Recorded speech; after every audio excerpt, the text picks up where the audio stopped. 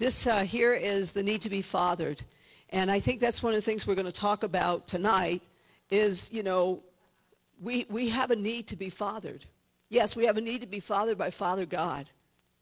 In October 2003, I went from a woman of God to a little girl with a big daddy in a head-on collision of a baptism of love in a conference. And, but then God, in 2008, well, in 2006, brought a man named Leif Hetland into my life.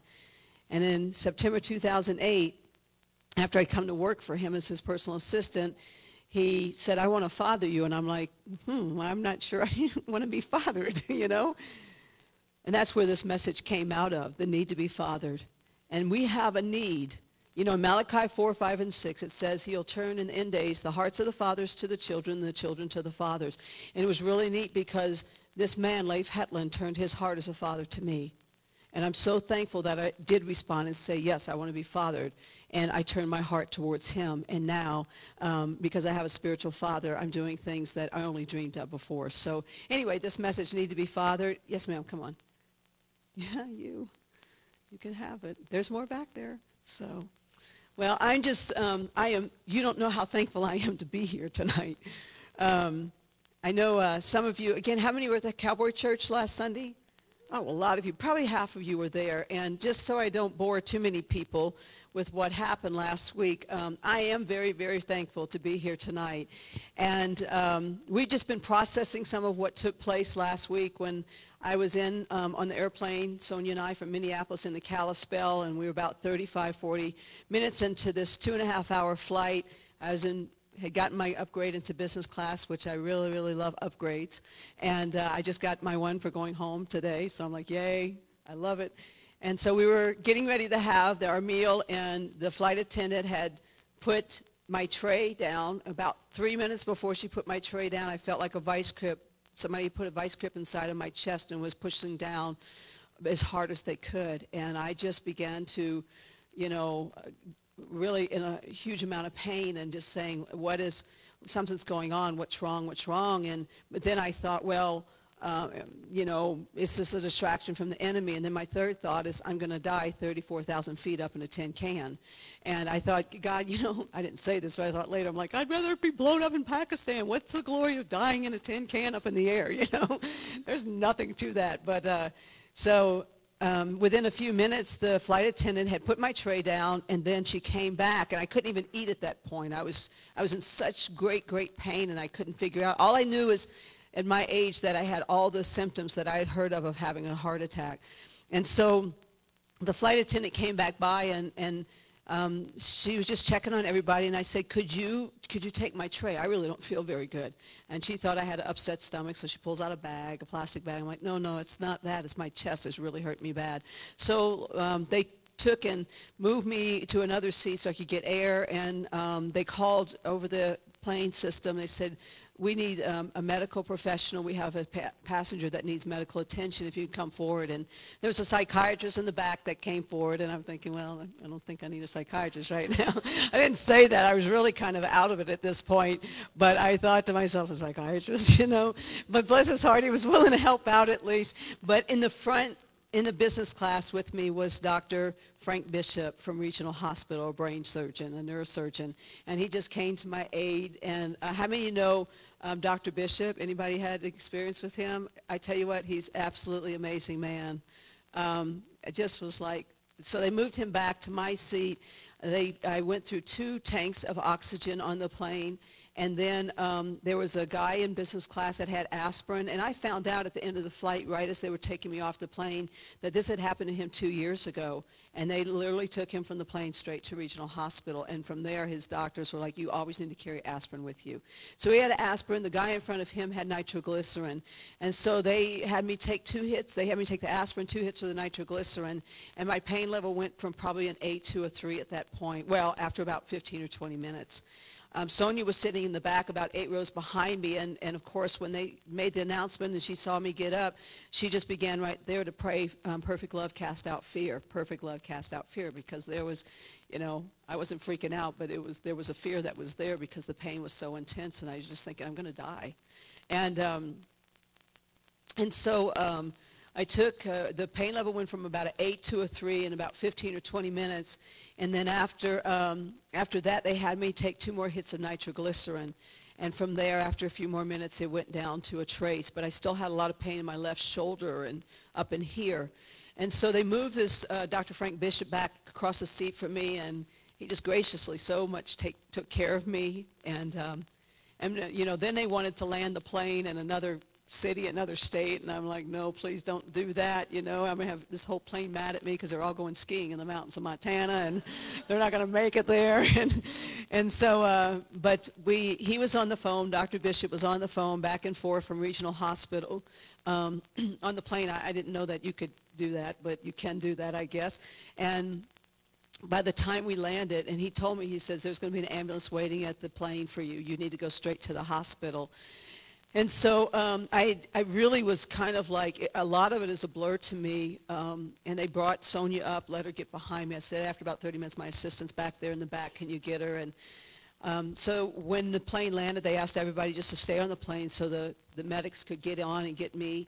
And so they came, the EMTs came right on. I was in the 4th row, and they started asking questions. And they're like, can you walk off the plane? And I said, yeah. I said, look, please, I just want as least drama in this as possible. And so they took me, and as soon as I stepped off the plane, here's a stretcher waiting for me right at the door. And I'm like, do I have to get on this? And they're like, yeah, you need to. So they get me on, they strap me down, and they start literally, I don't know if, I guess you kept up with them, but they're going through the airport, right? Boom, boom, boom, boom. And then next thing I know, we're at the ambulance, and they're putting me in the back. I'd never been in an ambulance before. And I remember going to the ambulance, getting downstairs. I'm like, I've got friends here waiting for me. Can we find them first, you know? And they're like, no, well, they'll just have to find them. And so they got me in the ambulance, and, of course, they started putting IVs in and doing EKGs right there and pumping me with stuff, and just all kind of stuff going on. Got me to the hospital, got me in the ER. And like within like 15 or 20 minutes here, Dr. Frank Bishop comes into ER to check on me. And I'm still just so overwhelmed by this man. And so after Sonia, I guess maybe an hour after I was there, Sonia come in, and she's like, man, you look so much better than you did on the plane. You look like you're getting your color back, and you know, you just look better. So they began to run all kind of tests to figure out what was going on. Ran chest x-rays, they were running EKGs, and just these different types of things. And was the woman who was in ER at the same time as me, is she here? Oh, you're the one. Oh, thank you for your Facebook message the other day. I really appreciate that. I knew somebody that Paul was like visiting you while Margie was in with me, and we're just kind of having a party in the ER, you know. And so anyway, the ER doctor came in, and he said, you know, I really want to admit you. This was a couple hours after I was in the ER. We really need to admit you. You have had all the symptoms and signs of a woman your age having a heart attack. And we really want to run some more tests, run blood work through the night, checking the enzymes around your heart, and then we want to redo a chest test. Well, just do tests. So they admitted me, and a cardiologist came in, Dr. Bouchard. Anybody know Dr. Bouchard? Another amazing guy. I was just like, where did these people come from? And they're just like, I was telling him, and we were having coffee this afternoon, I said, if I ever need to go to the hospital, I'm coming to Montana to regional hospital. You know, I'm like, these people are absolutely amazing. So Dr. Bouchard comes in, and he's my doctor that's admitted me, and he's a cardiologist. And he just, Margie and Sonia were in there, and he just pulls the chair up from across the room and puts it in front of my bed and sits down there like we're in his living room and just starts talking to me and rocking back and forth in the rocking chair. And so we went through the questions. He says, well, tomorrow I want to do a stress test, and I want to do some other tests, and I also want to do a chest x-ray on you. He says, I just think we should, there was a little spot there, and I really think we should redo your chest x-ray. And I'm like, okay. And so, you know, that finishes up, and I send these guys home, and they just stayed with me, you know, till it was over that evening. And I just went into leaning into the heart of my Father through the next several hours. I got out 4:30 the next day and just had my iPad on with just soaking music and just leaning back in the heart of my daddy God, and just was at rest. And tonight, even the scripture that came to me when Moses was getting ready to die, it's in Deuteronomy 33, and it says when he's handing out the blessings to the 12 tribes of Israel, he gets all the way down and he gets to the tribe of Benjamin. He said, your blessing will be to dwell between the shoulders of God.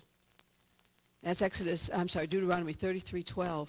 And that's where I went to. I just crawled up in my daddy's, and that was that vision I had tonight of him picking me up and holding me and carrying me. That's where I found safety. That's where I found peace.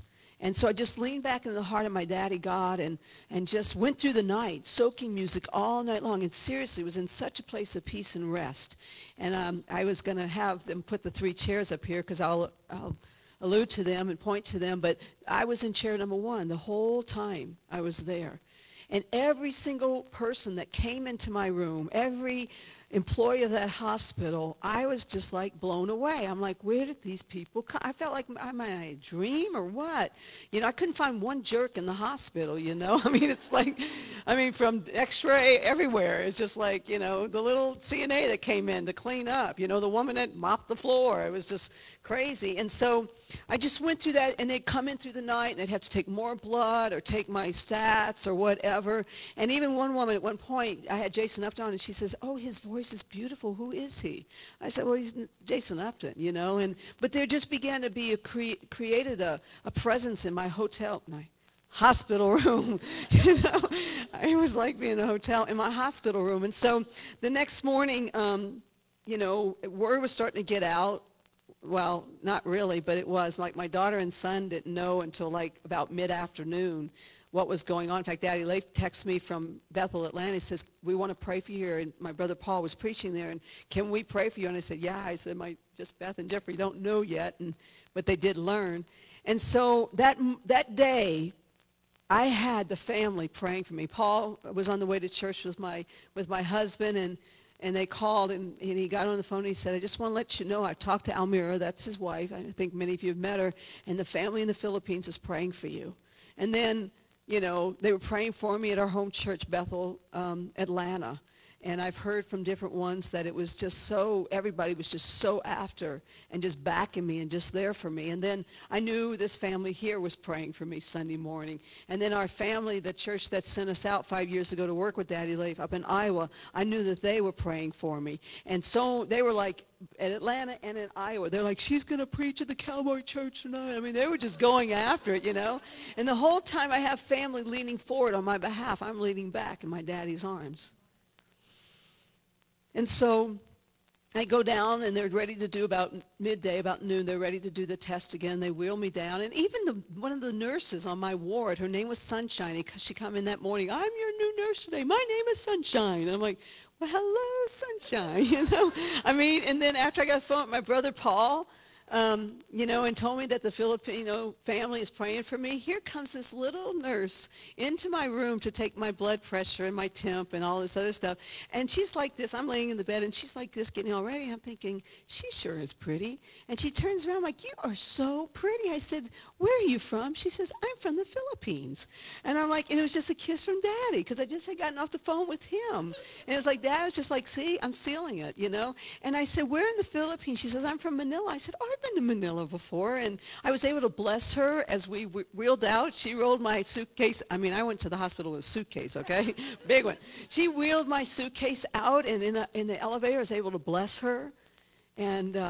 And so I go down to get my test done, and the doctor comes in. They did the chest x-ray, and then they wheel me in to do the stress test and this other tube thing they put me in to check my heart, take pictures of my heart. And the doctor came in, and he said, good news. We got your chest x-ray back, and it's clear. There's nothing there. He says, I have to be honest with you. Yesterday, with what was on your chest x-ray, it looked just like cancer. And he says, now today, there's nothing there. And yeah, I mean, you know, it's like, that's good news, very good news. And so a few hours later, everything came back good, and they were sending me out of the hospital, and they were like, good luck, good luck. And I'm like, you know, this has really been a pleasure meeting you guys. I mean, I didn't know what to say. It was the most interesting, amazing experience. But the thing I want to share with you in all of that is that as soon as I went into ER, and Margie and Paul were sitting out in the waiting room with Sonia, Margie said, she's going to heal hearts this week. And then I was on the phone with my intercessor from Iowa later on, and I was just telling her what was going on about 10 o'clock. And I was just saying, Catherine, everybody in this place is so stinking nice. They're kind. They're just so, so kind. I'm like, I can't believe this place exists. And then she began to speak forth and declare. She says, and I was telling her how Margie had gotten the word. And the night before, Daddy Leif had texted me and said there's hearts that need to be healed in Kalispell. And then Catherine started saying, and yes, they're going to be healed, and it's his kindness that's going to lead them to their healing. And then Daddy Leif calls with Paul after church, and we're all through on the phone, and I'm laying there in the bed, and they're in the car, and Daddy Leif has the phone on speaker, and we just begin to get messed up over the phone. And they're like, Daddy Leif's like, and yes, you're going to take, people have spots over their lives, and you're going to shine his love and his light on their spots, and the spots are going to go. And I tell you what, I believe that happened Sunday night at the Cowboy Church. I know it happened at YWAM this week. I mean, Sonia was with me. The testimonies that came forth from people's lives, was amazing. Things that people that stepped into their identity in the revelation that they're a little girl and a little boy of a big daddy. Just testimony after testimony of things that took place this week. And so you may understand why I am really glad to be here tonight. I'm really ready to go home to my husband tomorrow, to be honest with you. But I'm really ready and glad. I'm really glad to be here tonight. And I am so thankful. One of the things is that God was already giving me a message for this family before I got here last week. And that's why when we went to dinner before the Cowboy Church, Margie and Sonia and I, Sunday afternoon, Margie was like, I really think you need to still bring that word to our body, to our family next week. And she says, I'm going to talk to Paul, and we'll talk to Paul. And we both sat there and knew, oh, Paul's going to be fine with it. We're family. He's my brother, and we can do this. Now, if we were an organization, a denomination, or an institute, we would both be having like we'd wars over who's going to speak tonight. Well, it's my night to speak. This is my conference weekend. Why is she speaking? Really, that's what orphans do. But we're sons and daughters and family. And we just honor one another, and we just let it go. And so I am blessed to be able to share this pulpit this weekend with my brother, Paul, from the Philippines.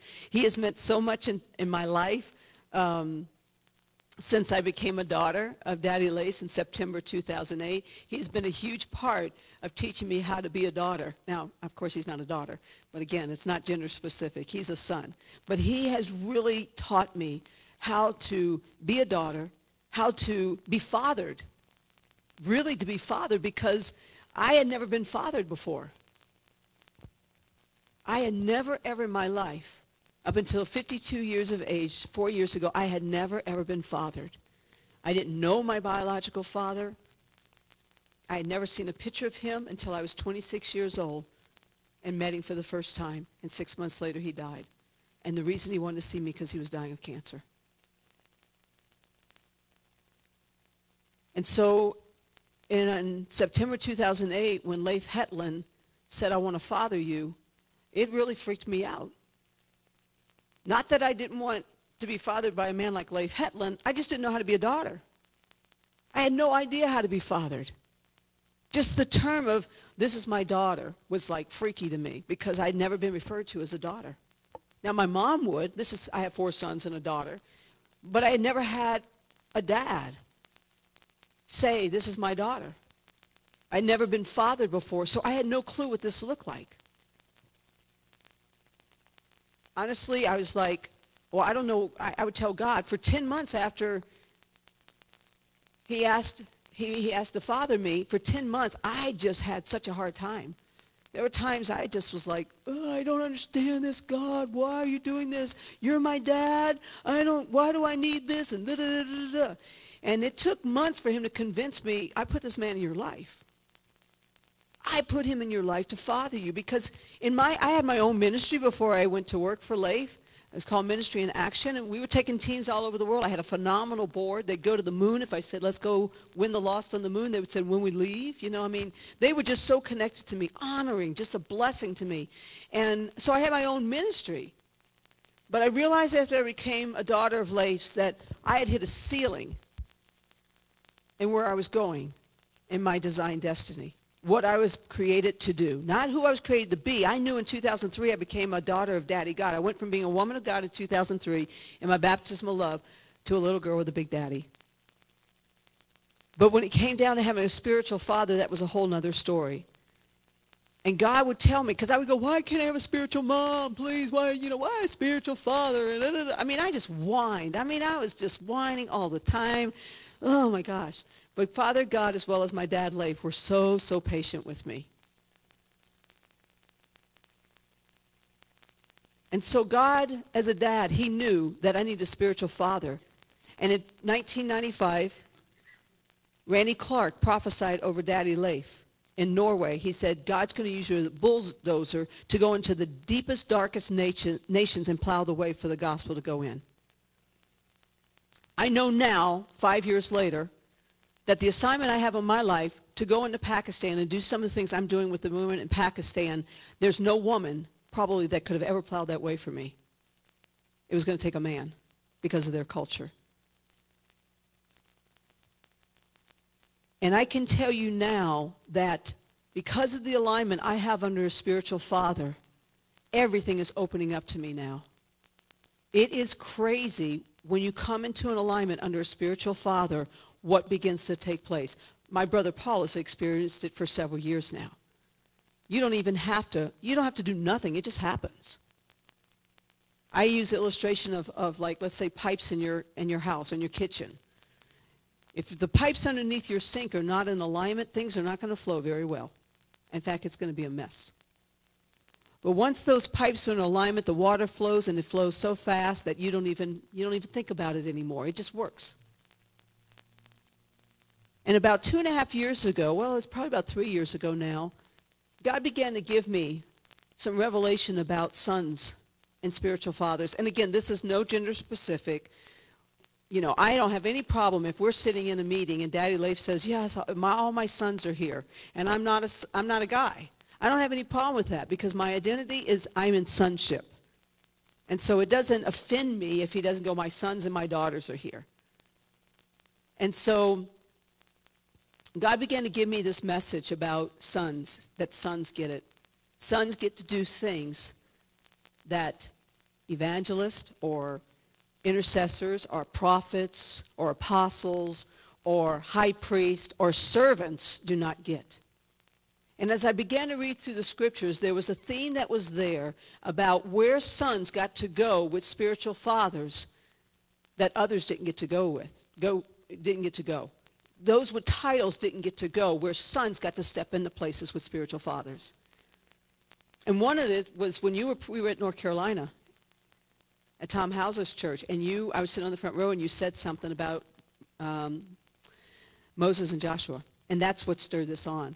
And I just began to go back, because he even said, Leanne, this is for you, and that particular illustration about Moses and Joshua. But then it just began to unfold and unfold and unfold and unfold.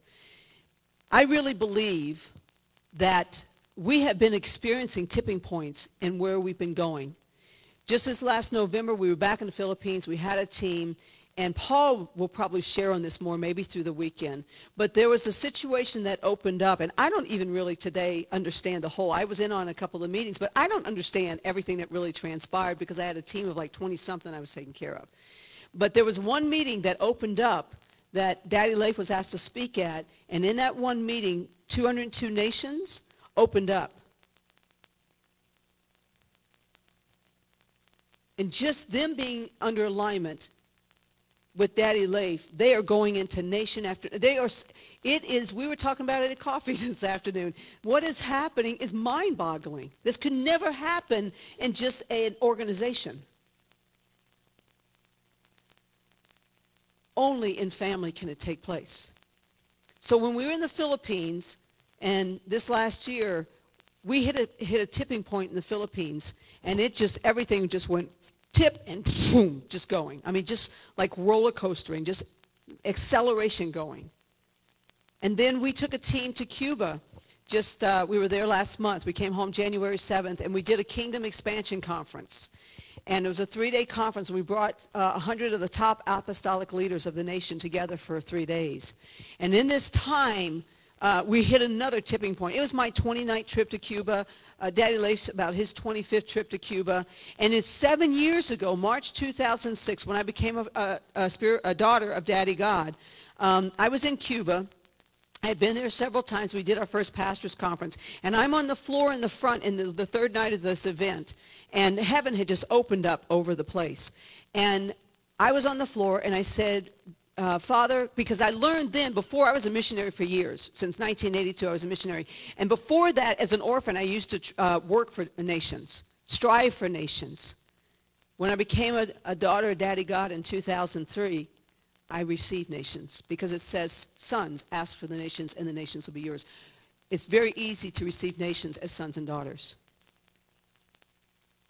And so on that floor in 2006, in March 2006, I was laying on the floor, totally just caught up into the heavens. And I said, Dad, as you gave Heidi Mozambique, I want the nation of Cuba. And he says, it's yours, my daughter, take it. And I reached up into heaven, and I took Cuba and put it in my heart. So we're back in Cuba last month, and we're doing this conference. And it's my turn on Friday afternoon, the last day, and I'm going to get up and speak on this message, Sons Get It. And Daddy Leif wanted to get up and introduce me, to honor me, and so he gets up there, and then he says some things, and then he says, okay, I want you to come up. I want my daughter to come up and pray for her. So I walk up, and he puts his hand out, and I take his hand. Well, he begins to release just the blessings and, you know, just pray for me, and I just go down. And then he went down, and then he had an open vision where he saw this cloud over us, and then it went over the building, over the island of Cuba, and then it broke off going into other nations, Europe and everything. And then over the next probably 20 minutes, people were coming up and giving me prophetic words, just left, right, left, right. Amazing, amazing words. And so Daddy Leif didn't know it, but it was 7 years right in that spot. 7 years ago, I received the nation of Cuba in that very spot. And so after 7 years, and when I received Cuba in March 2006, I got a nation, but I didn't know what to do with it. I had sons and daughters, and I really didn't know how to mother them. But then God sent a spiritual father to me to help father me to mother a nation. And he fathers my sons and daughters, excuse me, in Cuba. And so here it is 7 years later, and right on the place, the very exact spot that I'm talking about the floor, right there where I received the nation 7 years later, here it is, we're having open visions and words coming. And afterwards I was able to get up and share, and Daddy Leif too, to find out this was the place 7 years received Cuba. And at that time, last month, we hit a tipping point in Cuba. And then just about 3 weeks ago, we were home. I'm going through transition, my responsibilities with Global Mission Awareness. I'm a GMA associate now and going out representing the passion, the vision, and the heart as an extension of our dad. And I was in the car one day, and I was just talking to my Daddy God. I just needed to get away because I was kind of like, God, man, this is going so fast, and I don't know what's going on and what's happening, just processing. And he spoke very clearly to me in the car, and he said, you also hit a tipping point in Cuba. Because I had felt things are just going so fast. There's an acceleration. And the way he described it to me, the vision he gave for me, is like a roller coaster. And when you're going click, click, click, click, click, click, click. And my life had been like that for a few years. Coming into alignment under spiritual father, I was at a click, click, click, click. Sometimes I'm like, this is going so slow, you know. But you get to that top of that roller coaster, and then all of a sudden it's boom. And that's how it's been for my life. It's just been down, boom, going, and it's going, and you're going like this, you know. And Sonia, I was telling her about it that afternoon. She goes, well, just lift your hands and enjoy the ride. I said, no, I'm hanging on for dear life. This thing's going so fast. And so we hit a tipping point in the Philippines. We've hit a tipping point in Cuba. We're hitting a tipping point. Even our move from Alabama to Atlanta this last year was a tipping point for us. Things are going so fast in the acceleration. And so as I was preparing to come here, that's what Father was ministering to me. The River family is getting ready to hit a tipping point. And he's saying, hold on, because you're going to go fast. And the way I know that you're getting ready to hit that tipping point is because you have a spiritual father and mother in the house that's coming up into alignment with a spiritual father, your spiritual grandfather, Leif Hetland. And we were talking and experiencing that Things become so accelerated when you come into an alignment underneath a spiritual father and mother. In fact, in my message in Cuba, when I did that, towards the end, I had Daddy Leif come up on the platform. And he was standing up here on the platform, and it was him. And then I stood behind him, and then I had my spiritual son, Heriberto, behind me, and my spiritual son, Josue, and then Daime, a spiritual daughter there, behind them. And I said, this is what it means to be in alignment for an assignment. Now, what I didn't know is the drum kit was in the back. And so because of the way we were lined up, the last couple of people couldn't get really in the line behind us. But it was a good illustration because when we're not in alignment, there's not as great a force. So we were able to move up a little bit, and then they were able to get into the alignment. And all you could see was our dad. All you saw was him. For us to come in alignment with him, to make him just be who he is, to fulfill his assignment, his destiny, and what God created him to do. And so let me just share with you really quick about what it looks like to be in alignment. What you get to do as sons and daughters under a spiritual father and mother when you're in alignment. Things we get to do that, as Paul mentioned earlier, we never thought years ago we would be doing. I get to go into places and do things now that I'm just like, have to pinch myself that I get to do this stuff. But I know it's because God put a spiritual father in my life to come in alignment with, to turn hearts to one another, that we would have a great force to complete the Great Commission. Let me just share a couple of illustrations with you of people in the Bible. There's so many of them. I really believe that Abraham and Isaac were really the divine pattern of what God wanted to display of spiritual fathers in the natural as well as in the spirit. Because who in their right mind, unless they really trusted their dad, would let them take them up on a hill, tie them down, and bring a knife down on them? Unless he really trusted his dad. There's times we don't know what our spiritual fathers are doing, but we have to trust them. There's times I didn't understand what Daddy Leif was doing in my life, but I had to trust him, that he knew what he was doing. And out of everybody in this room, this man probably understands that and what I went through better than anybody outside of myself. Because there were times I would be with Paul and I'm like, oh, I don't know what's going on. Help me, and what's going on? And he would just so lovingly just bless me and cheer me on and just really just help me so much, help pull me into the alignment. So anyway, you have Abraham and Isaac. Spiritual, in the physical, they had such a tight relationship. And I believe in the spirit, they had a really tight relationship. I believe that's the exact pattern that God wanted to display to us. But something got wrong. Something messed up. But sons under a father, a spiritual father, and again, spiritual moms, sons and daughters under spiritual mothers and fathers will go into high places, or go into deep places of worship. That's what happened with Abraham and Isaac. Stay here. Me and the boy will go up and worship, and we will return. You get to go into deep levels of worship with spiritual fathers. What happened? God tells, Abraham gets the servants and says, come with us. They get so far to the mountain, and Abraham turns to the servants and says, you just wait right here. The lad and I will go up and worship, and we will return. Point is, sons get to go up into deep places of worship with dads. Servants look from a distance. They have to stand off. Then you have Moses and Joshua. And I love the story when Paul told it about 3 years ago or so. And then again, this is where this whole message kind of unfolded from. And God tells Moses, he says, I want you to go to the mountain. And he says, I want you to take the 70 elders and the high priest. 2 of those high priests were Aaron and Hur. I want you to go to the mountain. So they go off to the mountain. They get part way, almost to the mountain. And then God tells Moses, he says, tell the 70 elders and the high priest to stay. And you going up on the mountain. So they go on to they stay, and he goes on to the mountain, and Moses goes up the mountain, and then this is what it says. Joshua and Moses were on the mountain, and the glory of God came down on the mountain. Nowhere before that is Joshua mentioned about going with the 70 elders and Moses to the mountain. The point is, sons get to go up in glory with fathers. Joshua completed the assignment of his dad, Moses. Sons get to go into glory with fathers, while servants while elders and high priests have to watch from a distance. It's not wrong to be a servant. We serve, though, out of who we are, not to be what we're supposed to be. It's not wrong to be an elder or a high priest, but it's so much better to be a son. Those are titles. Sonship is position. Then you have so many others. Esther and Mordecai are two of my favorites because Daddy Leif is a Mordecai in my life. He is that one bulldozing for me to be able to go in and do what I do with the women in Pakistan.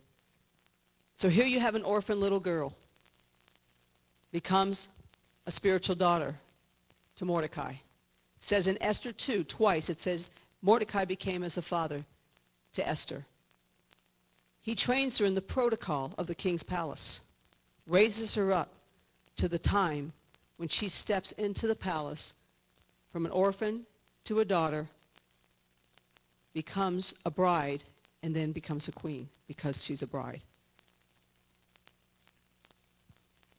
Esther needed Mordecai, Mordecai needed Esther. I'm convinced that there's no way Mordecai would have gotten into the palace if it wouldn't have been for Esther, and Esther wouldn't without Mordecai.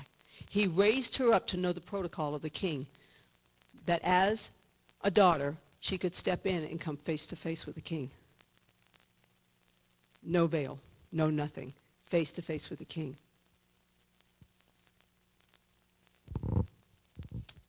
Daughters, underneath spiritual fathers, get to go into places of royalty.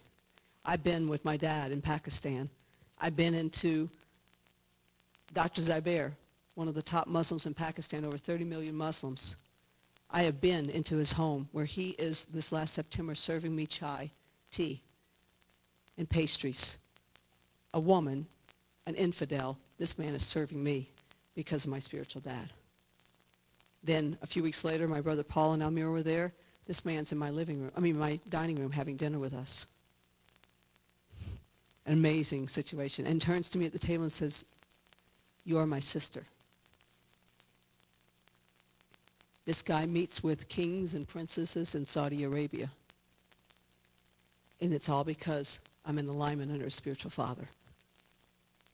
Maidens, they hang out in the harem, while daughters go face to face with the king.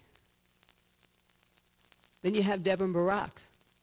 I was taught for many years that when it was time to go into battle, Barak was a wimp.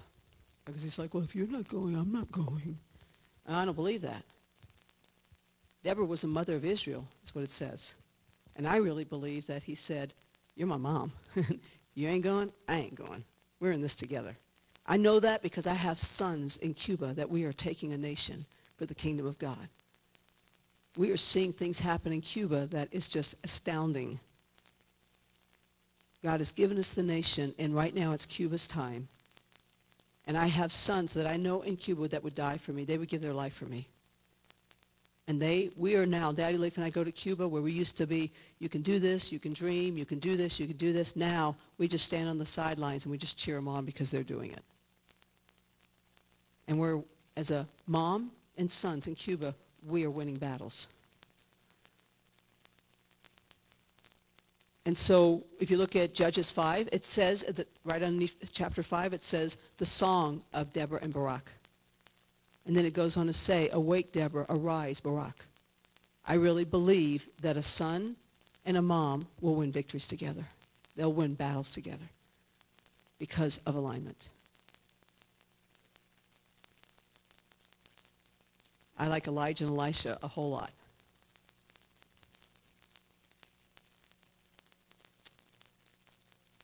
I think a lot of us know about the testings, the 4 testings. My brother Paul has a great message on the 4 testings of Elijah from Gilgal to Jericho, Bethel, Jericho, and Jordan. And we were doing a family event in Casper, Wyoming about 3 years ago or so. And I was up early one morning in my room, and we had a bunch of the family members coming as a family reunion for GMA. And I was reading through that account again early that morning, and I was the one that was responsible for making sure when everybody was flying in, I had the whole spreadsheet, leaving, coming in, where they were going with it. And so I started reading that account sitting up in my bed early in the morning, and it was talking about how when Elisha and Elijah get to the Jordan, we know the story, they get to the Jordan, And Elijah takes out his mantle and hits the Jordan, and it parts, and Elijah and Elisha, a father and a son, walk across. Well, if you read that, it says there were 50 prophets. The 50 prophets that kept trying to discourage him all the way. There's 50 prophets, it says, standing off in the distance watching them. Watching this father and son cross over the Jordan. And I got out my spreadsheet out of my folder, and I started counting all the sons and daughters that were in Casper for the family reunion that weekend, and there were exactly 50. I'm serious. I called Daddy Leif and Papa Jack and like, oh my gosh, I need to talk to you guys. So I went down in the dining room and later on it showed him. And God began to show me. He said, not all of them will withstand. All those 50 sons and daughters will withstand the test to cross over into the inheritance with Daddy Leif. And there were 50. So they cross over. He says, what do you want? He says, I want a double inheritance. He says, you see me when I go up. Of course, you know, we know the story. And you cannot convince me otherwise that these 50 prophets didn't see this chariot of fire in the sky. I'm sure they had to see it. Point is, sons get inheritance. Prophets watch from a distance. I don't care about a title anymore. I don't care about being a prophet or an elder or servant or whatever. The titles aren't bad, but our identity has to be first. And there's so many more other stories. There's Ruth and Naomi, a mother and a daughter. There's Timothy and Paul. They took nations and transformed nations. The point is, when you come into alignment underneath a spiritual father, everything is offered to you, and it moves fast. This last March 30th, well, March 8th, I found out my mom, she was 82. I was in a meeting with Daddy Leif and them in Houston, big meeting celebrating the legacy of Papa Jack. And I got a text from my daughter, who was in Argentina, informing me that my mom had fallen over a dog toy and broke her femur, 82 years old. Before that, she was doing good. Well, over the next 3 weeks, my mom went down, and because she was immobile and stuff, she died of pneumonia, March 30th. I can't tell you what happened. I miss my mom. I said she got her upgrade. That's the way I put it. She got her upgrade. But there's something that happened in the spirit. Now, I'm not suggesting your parents have to die for you to come in alignment under spiritual fathers and mothers. This is just what happened for me. As soon as my mom got her upgrade, I could feel it. It's like she went up and I went out. It was like a mantle, like an Elijah, fell on me. Now, I know I have other mantles that have been given to me, but in ones to come. But it was like it fell on me, and it was all of a sudden like my mom had released me to go out. And when that happened, I can't tell you what it was like of the shift in the connection. It was like a locking underneath my dad, Leif. And ever since March 30th, when that happened, my whole life has been totally different. I can't explain the alignment in what's happened in my life. About 30 minutes after my mom got her upgrade, Daddy Leif texts me and says, hey, how's it going? What's happening? And I said, well, she's gone. She's got her upgrade. And I said, now you're the only dad I have. You're the only parent I have. And he said, I'm proud to be your dad. See, I never had a dad to cheer me on. I never had a dad to be there for me or ask me, so how did school go today? How are things going? How was your date last night? I mean, I never, ever, ever had a dad to do that. But now I have a dad that if I'm preaching on the platform in Pakistan, he's sitting behind me and I know he's got my back. I have a dad that's like, when I'm laying in the hospital, he's like, we're praying for you, we're praying for you. You know, or I'm preaching this last week and teaching at YWAM, and he's texting me going, I'm so proud of you. I don't know about you, but I don't want to be someone looking on the sidelines. I want to be right there in the midst of everything that's going on. And that's because I'm a daughter. I get to do that. We were talking earlier, too, that for our sons and daughters, Paul was sharing some about the Philippines and what's going on with his sons and daughters, and things are just like popping for them. I mean, just going for them. I mean, crazy. And he'll probably talk about some of that this weekend. But such things are happening. and opening up for them in the Philippines, business-wise, just ministry. I mean, it's just crazy, crazy good stuff that's happening. Same thing's happening with my sons and daughters in Cuba.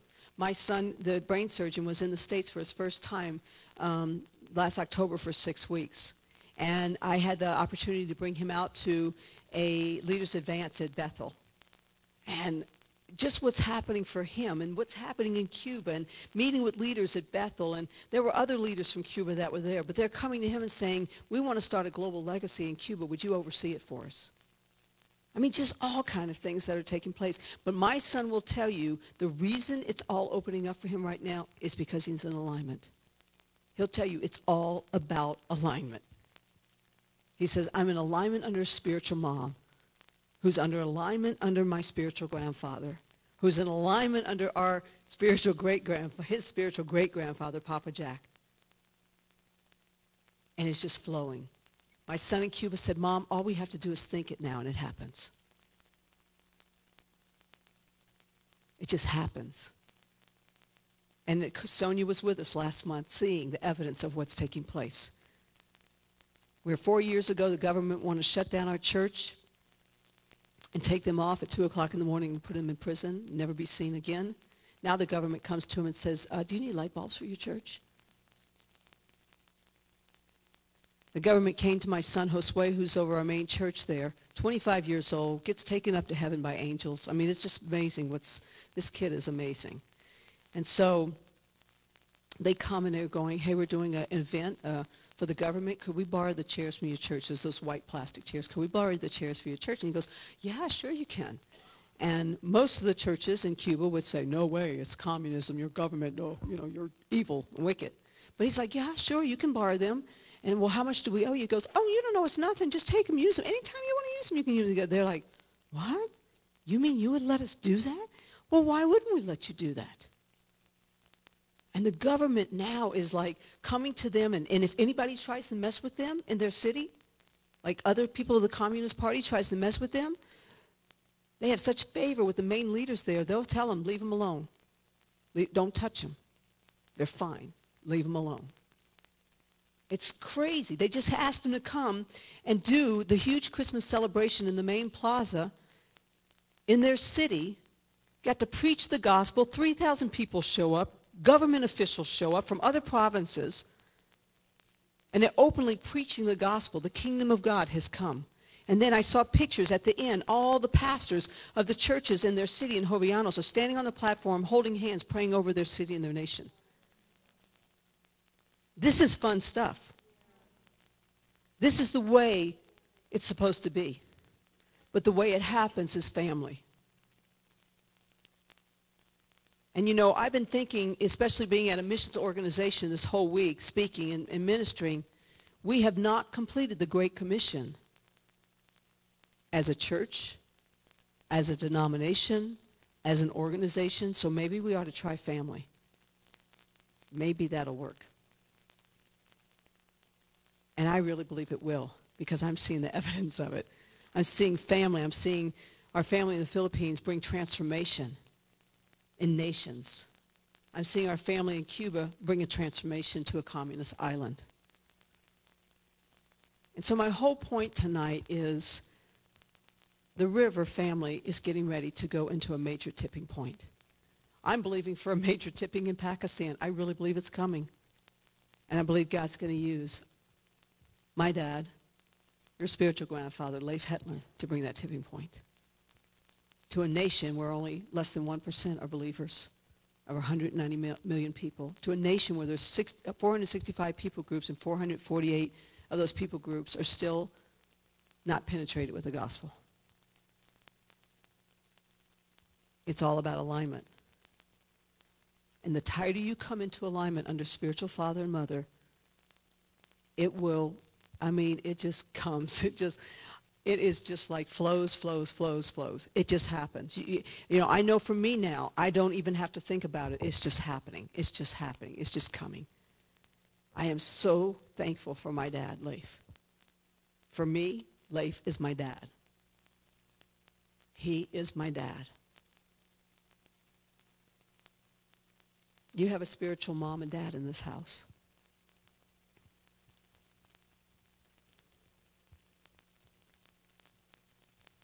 And you, right now, have the opportunity to come up under alignment under this mom and this dad and bring a tipping point to this family and to this region. You might say, well, how do I come up into alignment? Well, I can tell you one way, through love and through honor. We've been talking about that. What does honor look like? It looks like love. What does love look like? It looks like honor. And the picture that God gave me not too long ago about this, it's like a bicycle. One pedal is love, and one pedal is honor. And if you're missing one of the pedals, you're not going to get very far. It's going to be a lot of work, and it's going to be hard. I know, I've been there. You're trying to pedal with just one pedal, and it's really awkward, and it's really hard. But when you have both pedals, you're going to get there a lot faster, and it's going to be smooth. And so you have a mom and a dad over this house that they too believe God is getting ready to do something extraordinary in this place. And you have an invitation to come in alignment under this mom and this dad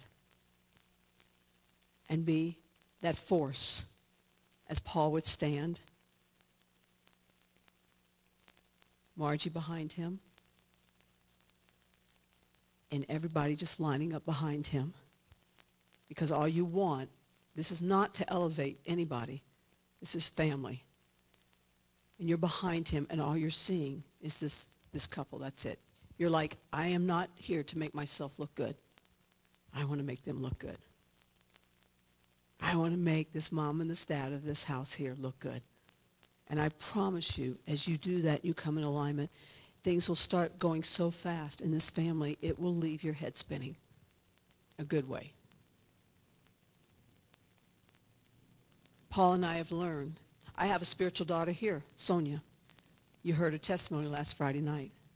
Her punishment is to travel to the nations with me and to do women's conferences with me. That is legally in the books of the law of Alabama. That instead of 40 years in prison, now she has to go to the nations and share her story. Isn't that cool? Only God can do something like that. But I've watched her over this last year, and I've known her for 14 and a half years. She's been a daughter. But I've watched her this last year come into an alignment under myself. She made covenant with Daddy Leif in Cuba and went to him and said, I want to thank you that you're the father of this family. And they broke bread together.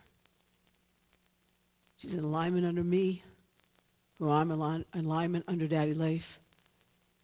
And things are happening for her that's leaving her head spinning. I don't see, Sonia, can you come up here? No way at all, as you get behind me, no way at all is, just stay there, is it like this with her.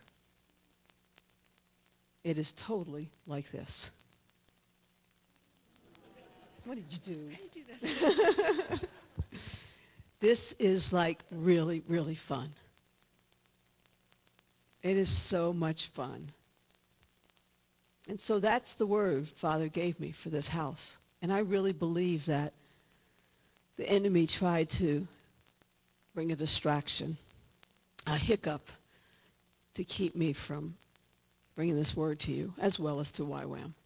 And it was interesting because Margie, we were talking again. We did a lot of talking at the coffee place today, this afternoon.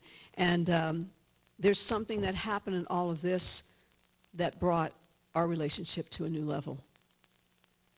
This is when they wanted to land a plane in another city, all I could think about is, no, please, just go to Kalispell where I could be with family. That was what I was thinking. I don't want to be someplace where I don't have family. I mean, I had Sonia with me, but she doesn't know Kalispell or wherever we would land. And we spent and did life together in an emergency room and in a hospital room. And Margie said after they dropped us off Sunday night at YWAM, and she was kind of like saying, what happened? And then it was all of a sudden, it was like in her spirit, it was like God knit hearts together in that event last weekend. And so I am very honored to be here as family, to honor you, to love on you, to represent our dad, Leif Hetland. So I just want to encourage you. What I want to do tonight, before I leave this place tomorrow, don't know when I'll be back again. Well, don't know when I'll be, no, anyway. I'm leaving on a jet plane. I posted that the other day. But I may be back here in April. We're talking about that. But what I want to do tonight is I just want to bless you for alignment under a spiritual father and a mother. But you need to be wanting it. Because I could bless you, but if you don't want it, it's not going to do much good. Do you want to be a prophet? Do you want to be an elder? Do you want to be a high priest? Do you want to be a servant? Those are good things, but there's something that's better, and it's sonship. It's alignment underneath a spiritual mother and father that will take you and lift the lid off of your life, and you go to places that you never, ever thought you'd go. I can remember when Daddy Leif had his tumor a few years ago, and I was still trying to process this whole sonship thing, being a daughter. He sent Paul and I up to minister up in Iowa, and I was sitting on the front row, and it was Sunday morning, and Paul made this statement, and it so messed me up and wrecked me. And he said, fathers hold the keys to sons' and daughters' heart to unlock their destinies. It messed me up because I realized right then that God had given the key to my heart to a man, Leif Hetland. And that day in Dubai, he reached over the table and unlocked the door of my heart. The key that was meant for my biological father that had never been touched in 52 years. And Leif Hetland unlocked the door to send me out to my destiny. On the way home in the airplane, we went to the airport, and we were both so messed up. We just cried and cried. We would be sitting at the gate, and we'd both look at each other, and we'd just start crying, especially me. And then we get on the plane, and we're sitting in the first seats by bulkhead, and I think the flight attendant must have thought we were either coming from a funeral or we were husband and wife, and we had been really fighting bad, you know. And I remember I didn't have any Kleenex or handkerchief or nothing, and I had my scarf. And I was using that. I mean, I was so messed up. I was just crying and crying and crying. And we get off the plane, and Daddy Leif we'd made the arrangements. He had been with Papa Jack and Oma Frida, and we met at the airport so we could pick up his bags. And so we get in the car, and we're driving about an hour back to where we live. And he and Paul were sitting in the front seat, and I was sitting behind Daddy Leif, and I just had my head on the back of the headrest like this, and I was just so messed up. And so he said, Daddy Leif says, well, let me hear from you guys. How did it go? What happened? We've been up there like 3 days or something like that. And he's like, well, let's start with my daughter. What happened up there? And I went, and he turned, am I serious? Yeah, and he turned to Paul, he goes, well, son, maybe I need to start with you. And I tell you, for like 2 weeks, I didn't wear makeup. I just go to the office. I was crying all the time because it just hit me in a revelation. God allowed this man to take a key and open up my destiny and release me. I think, what if I would have said no across that table in Dubai that day? What if I would have said, no, thank you, I don't want to be fathered, or I'm not interested? Where would my sons and daughters in Cuba be today? They wouldn't have had a mother that could be fathered to lead them into their destiny. And I'm so thankful that I said yes that day to a man, Leif Hetland, that wanted to father me. You have a father and a mother here that's holding the key to your hearts to release you to your destiny. Are you willing to be still long enough for them to open your heart up and let you go?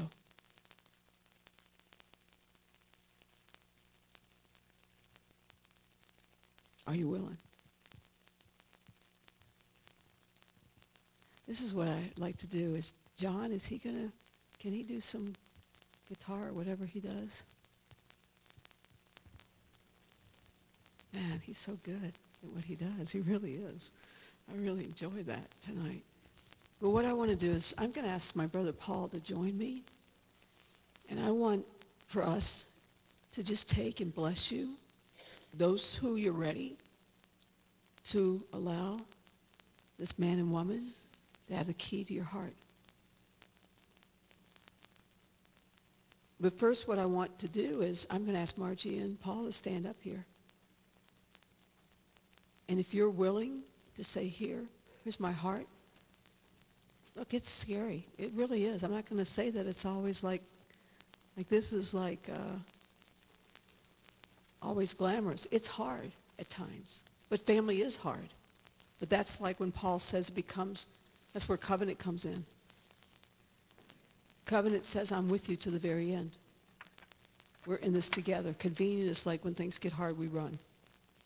Convenient is like, well, if it works for me, then I'm in. That's convenient relationship. I'm sure glad Jesus didn't choose convenient relationships. We wouldn't be sitting here tonight. But covenant relationship. So I'm going to ask Margie and Paul to come up here. And if you're ready to say, you know what? Maybe you're not ready to call them mom and dad yet, and I understand that. That takes some time for some of us. It was hard for me to call Daddy Leif in the beginning. Now it's hard for me not to call him that.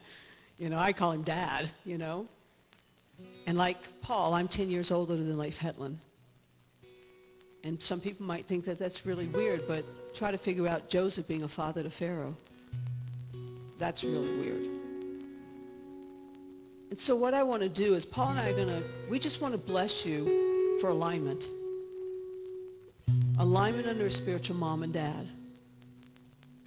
So that you can experience a tipping point in this family. But we will pray for you for that alignment. And this is no pressure. If you're not ready to do this, it's better not to do it. You might come in a week or 2 weeks or something like that. I was in a church ministering in Alabama just a few weeks ago. And there was one of the guys in the church that he's been around this pastor and his wife for a long time. But he just began to shut himself down and close himself off. And after I was there that weekend, about 2 weeks later, he stood in front of the whole church and he said, Todd and Lori, I need to ask you forgiveness. In front of the whole church, he said, I've not been honoring you. My heart's not been blessing you. And he just wept and wept. And he says, I am so sorry. And he says, I commit right now to honor you, to believe in you, to get in alignment with you, to back you up, to say the best about you. And the whole church is going through a whole revolution right now, a glorious kingdom revolution. And so I want you to have the opportunity. If this was my dad standing up here, I'd be one of the first ones up here. But I want you to have the opportunity tonight to come to this mom and this dad over this house here. Again, nobody's going to, if you don't come, nobody is, you may be a visitor tonight. Or you may just started coming here 2 weeks ago. So nobody's going to judge you or be critical of you. That's not what this is about. This is for sons and daughters in this house to come to a mom and dad and say, I'm behind you. I commit my life to you. I believe in you. I allow you the key to my heart to unlock the destiny of my life. And then we'll pray for you, my brother and I, to release you into that alignment.